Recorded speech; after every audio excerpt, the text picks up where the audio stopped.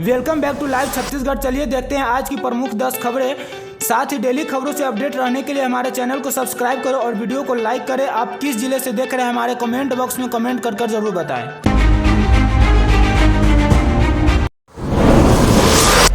BSF जवानों से भरी गाड़ी पलटी, 13 जवान घायल जिसमें 4 की हालत गंभीर।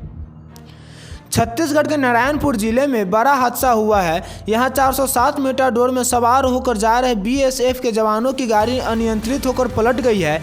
इस दुर्घटना में 17 जवान घायल हुए हैं, जिसमें से 4 की हालत गंभीर बताई जा रही है, जिन्हें रायपुर लाने की तैयारी की जा रही है।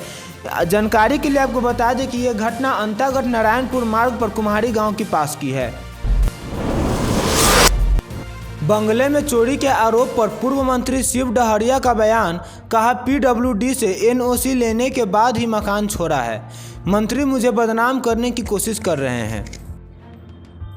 छत्तीसगढ़ के पूर्व मंत्री शिव कुमार डहरिया ने बंगले में हुई चोरी के आरोप में बयान दिया है, जिसमें उन्होंने कहा कि पीडब्ल्यूडी से एनओसी लेने के बाद ही मकान छोड़ा है। जो सामान मैंने लगाया था वही निकाला है। मंत्री मुझे बदनाम करने की कोशिश कर रहे हैं। मैं मंत्री से बात करूंगा। वहीं दूसरी ओर अजय चंद्राकर के बयान पर शिव डहरिया ने पलटवार करते हुए कहा कि पहले वो अपने आप को संभाल ले फिर कुछ बात करें। जानकारी के लिए आपको बता दें कि इस मामले में चंद्राकर पूर्व मंत्री पर तंज कसते हुए कहा था कि जहां डहरिया है वहां सब कुछ संभव है।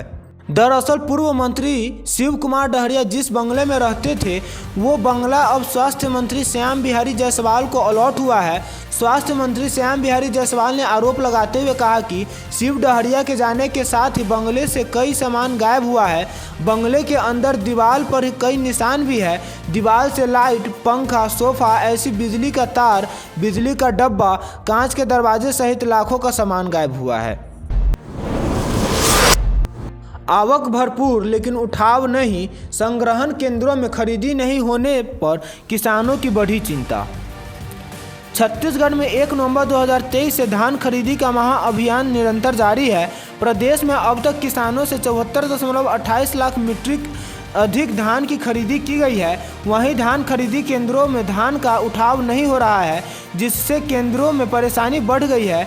ऐसा ही मामला कोरबा और बस्तर जिले से आया है। जानकारी के लिए आपको बता दें कि प्रबंधक ने बताया कि धान का आवक बढ़ गया है और डीओ कटने के बाद भी धान का उठाव नहीं हो पा रहा है। स्थिति यह है कि समिति के पास जगह की कमी होने के कारण यदि एक सप्ताह में धान का उठाव नहीं हुआ तो अगले सप्ताह से किसानों का टोकन काटना बंद करना पड़ेगा। न्याय यात्रा पर सियासत। छत्तीसगढ़ के पूर्व सीएम भूपेश बघेल ने चंद्राकर के बयान पर किया पलटवार। बोले दूध की मक्खी की तरह निकाल कर फेंक दिए गए अजय। दिल्ली दौरे से लौटे छत्तीसगढ़ के पूर्व सीएम भूपेश बघेल ने अलायंस कमेटी की बैठक को लेकर कहा है इंडिया अलायंस कमेटी की रिपोर्ट मल्लिकार्जुन खड़गे और राहुल गांधी को सौंपे हैं। वहीं 9 राज्यों में अलायंस पार्टनर्स के साथ सीट शेयरिंग करेंगे, इस पर चर्चा की गई। अलग अलग राज्यों की प्रमुख पार्टियां के साथ चर्चा करेंगे। 7 और 9 तारीख को फिर बैठक है। लगातार बैठकों का दौर चलने वाला है। जानकारी के लिए आपको बता दें कि न्याय यात्रा पर अजय चंद्राकर के बयान पर भूपेश बघेल ने पलटवार करते हुए कहा, सदमे से उबर गए क्या अजय जी? पूरी सहानुभूति है। सोच रहे थे कि मंत्रिमंडल में लेंगे पर दूध की मक्खी की तरह निकाल कर फेंक दिए। कांग्रेस की लोकसभा तैयारियों पर भूपेश बघेल ने कहा नए प्रभारी छत्तीसगढ़ आएंगे, उनका मार्गदर्शन लेंगे। प्रभारी सचिन पायलट के छत्तीसगढ़ दौरे को लेकर भूपेश बघेल ने कहा 11 तारीख को संभवतः सचिन पायलट आएंगे। राजिम कुंभ के फैसले पर बघेल ने कहा विधानसभा में मुद्दा आएगा तब चर्चा करेंगे। 2021 सीजीपीएससी की सीबीआई जांच पर भूपेश बघेल ने कहा 2008 में बीजेपी कार्यकाल में घोटाला हुआ था, आरोपी तय हो गए थे, सिलेक्शन हो गया था और उसमें कार्रवाई कर पाते कि नहीं। टाइम लिमिट करनी चाहिए और तेज़ी से कार्रवाई करनी चाहिए। युवाओं के भविष्य के साथ खिलवाड़ नहीं होना चाहिए। 2-4 अधिकारी के बच्चे हैं, इन पर आरोप लगा रहे हैं। निर्माणाधीन स्मार्ट रीडिंग रूम का कलेक्टर ने किया निरीक्षण, जल्द निर्माण काम पूरा करने के दिए निर्देश।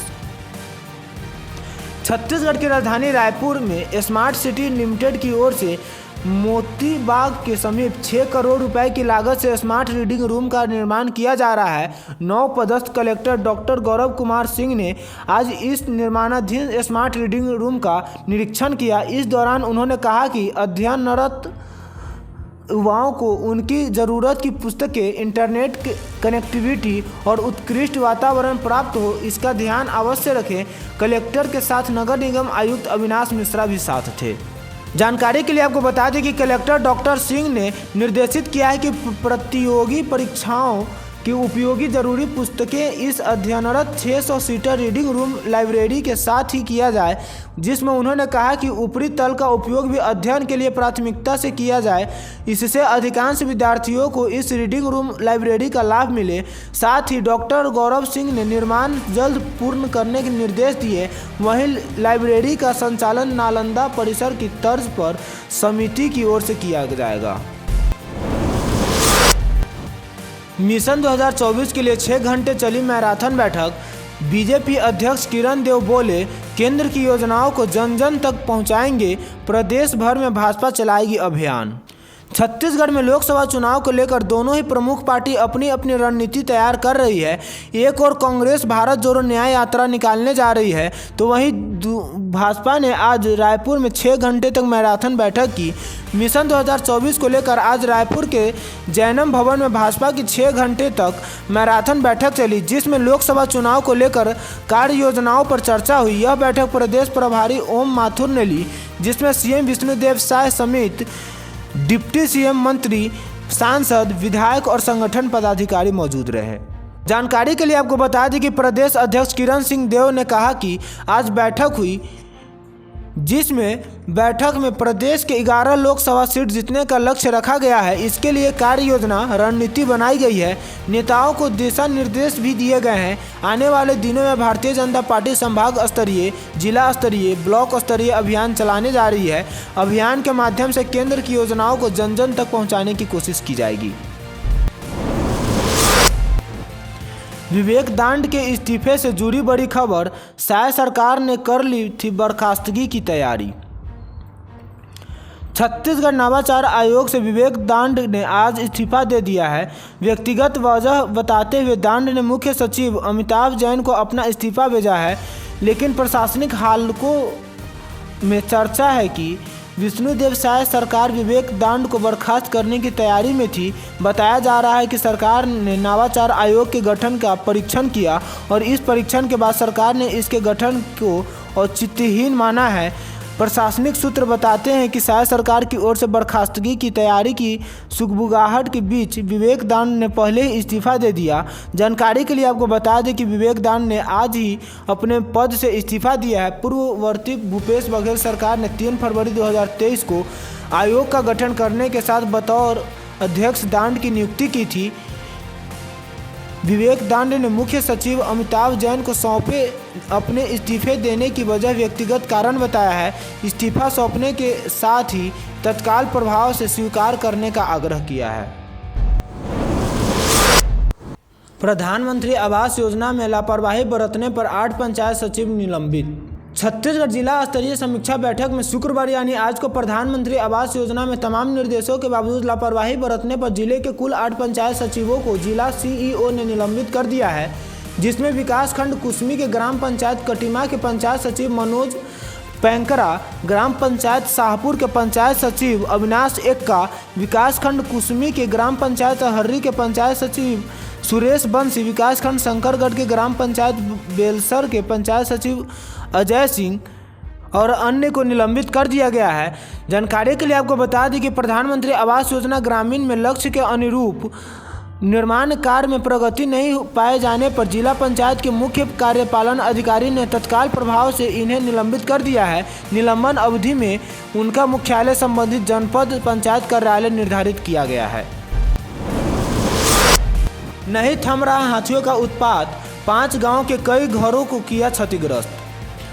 छत्तीसगढ़ के जसपुर जिले के पत्थल गांव और कांसाबेल में हाथियों का उत्पात थम नहीं रहा है। कड़कड़ाती ठंड में भी हाथी आए दिन रिहायशी इलाकों में पहुंच रहे हैं और नुकसान पहुंचा रहे हैं। हाथियों ने एक बार भी पत्थल गांव में उत्पात मचाया है। यहां के 5 गांवों में 4 घरों को गजराज ने क्षतिग्रस्त कर दिया है। इससे लोगों में दहशत का माहौल है। घटना की सूचना मिलने पर वन विभाग की टीम मौके पर पहुंची। फिलहाल वन विभाग ने 30 प्रभावित गांवों में 24 घंटे निगरानी शुरू कर दी है। इसके लिए पुलिस कर्मियों को भी मदद ली जा रही है। जानकारी के लिए आपको बता दें कि इसके पहले हाथियों के दल ने बुधवार को तमता और बालाझर में 2 घरों को क्षतिग्रस्त कर वहां रखे अनाज को चट कर दिया था। हाथियों के हमले के दौरान घर के बाहर अलाव जलाकर बैठे लोगों ने भागकर मुश्किल से अपनी जान बचाई थी।